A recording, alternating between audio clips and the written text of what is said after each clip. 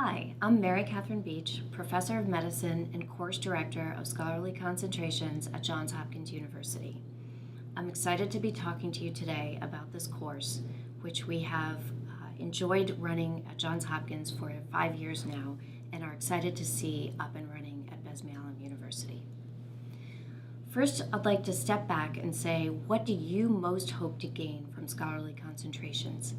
You could gain exposure to scholarship in a field of your interest, exposure to different scholarly careers in medicine, a relationship with a faculty member who will be a mentor to you, critical scholarship and communication skills so that you can do research in the future and communicate that research to others, or publish a first author peer-reviewed publication. And the reality is we care about mostly that you have fun, gain exposure, get a good relationship with a mentor, and gain some skills.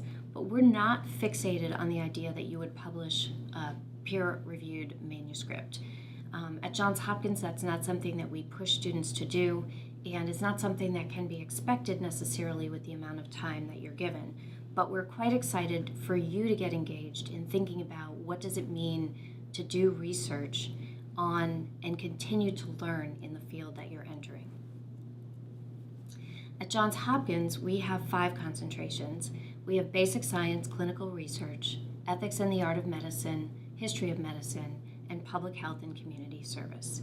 And I know at Besme-Allum, you have combined the ethics and the art of medicine with history of medicine. So that is together in bioethics and history of medicine. In the first year of scholarly concentrations, you choose your concentration, which I believe you have all done now, and then you go into the first module, where you really think about what scholarship is in that concentration, what interests you, what motivates you, who are the mentors that you might want to work with. That module is going to be 2 days, just like you're starting the concentration today. And then in about 10 weeks, you'll have a second module, which will be another 2 days. During that module, you'll identify your mentor and start to think about what the project would be. In the third module, you'll refine the project objectives and the methods. And then in the fourth module, you'll finalize the project plans so that you can work on it over the summer. So then in the summer, you work on your project and you come back in the next year. And at this time next year, you'll be ready to start writing an abstract for your project. You'll present it to your peers, and you'll think about what does it mean to communicate your project to others.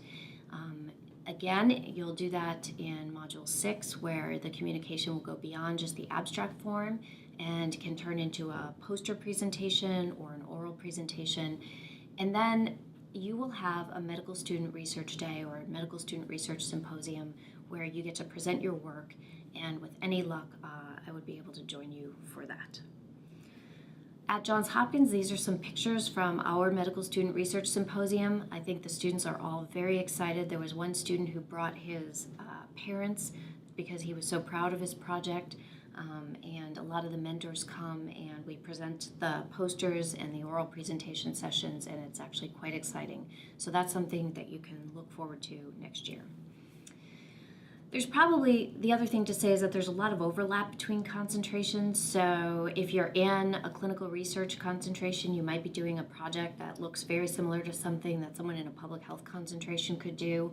There's certainly a lot of overlap between what we call basic science research and clinical research.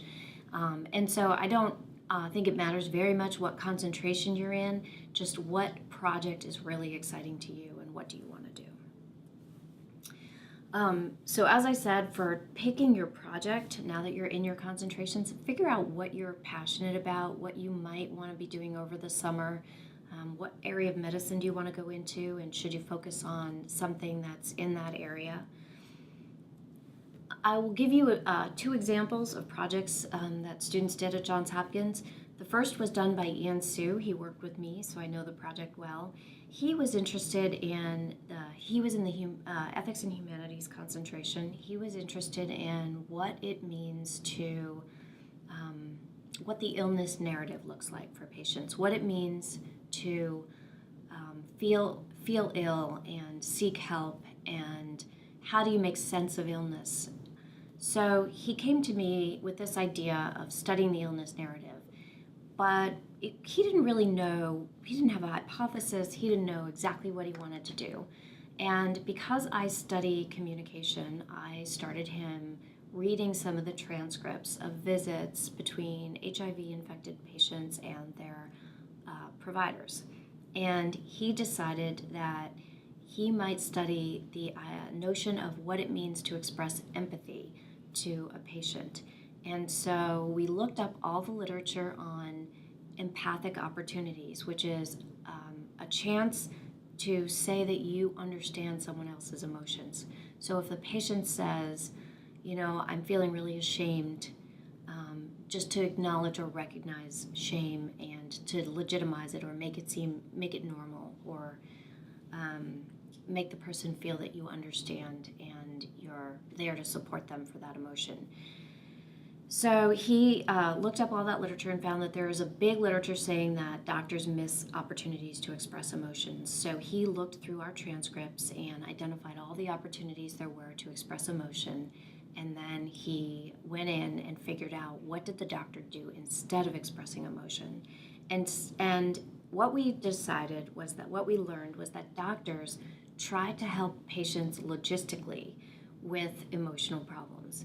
That makes a lot of sense because we don't know how to help people's emotions other than to listen, and we tend to be kind of empathic people who want to fix problems.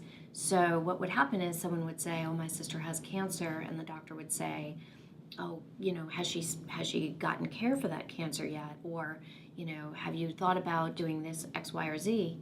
Whereas instead of just saying, I'm so sorry to hear that, that must be difficult, and then maybe following up with a question. So that was Ian's project. He got that published in Patient Education and Counseling, presented it at an international meeting, and then actually went on to go to Cambridge University after that for a whole year of studies in anthropology because of his interests that were spawned from that project. So that's one project. Then there's another really cool project, totally different than Ian's project, so you can see the spectrum that we have. There's a student, Alex Harding, who was sitting in lecture one day in his first year of medical school and heard about a chemical that exists in limes that potentially kills pathogenic organisms. And so it occurred to him, because he had had some experience in countries that use solar disinfection of water, basically taking a tank of water and putting it under the sun so that the pathogens can be killed off. And one of the problems with solar disinfection of water is that it takes too long for a lot of people to wait. So you have to put the water out in the sun all day long before you can use it safely. And instead, people would have to dip in to use the water before it was fully disinfected.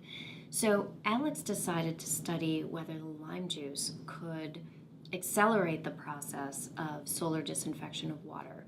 And he developed an experiment where he basically took tubs of water over the summer, put certain amounts of bacteria or viruses in them, and then had different amounts of lime juice or no lime juice, and then put those tubs of water out in the sun. And he conducted those studies all summer long, and in the end found that the lime juice actually did work to speed up the process of disinfecting the water for some organisms, but not for all of the organisms.